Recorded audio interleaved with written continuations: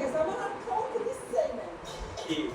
বুঝলাম না দেখছো যেটা বলছি সেটা গেছি এত আয়োজন তো করছো আয়োজন দেখে তো আমার পেটটা ভরে গেছে আম্মা মিনুর হাতে রান্না এত ভালো এত ঘ্রাণ সেই ঘ্রাণে তো আমাদেরও পেট ভরে গেছে এরকম গুণী মেয়ের জীবনে দেখা ভাই তুমি না আমি দেখবো কোথেকা এই প্রথম দেখতেছি আমার বাপ দাদা 14 গোষ্ঠীতে তো এরকম কঞ্জুস মাই আমরা কোনোদিনও দেখি নাই।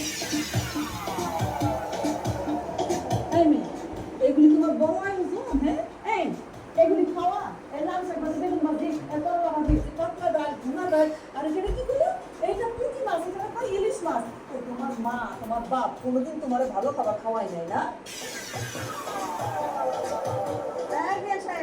ভদ্রতা বজায় রেখে কথা বলবেন না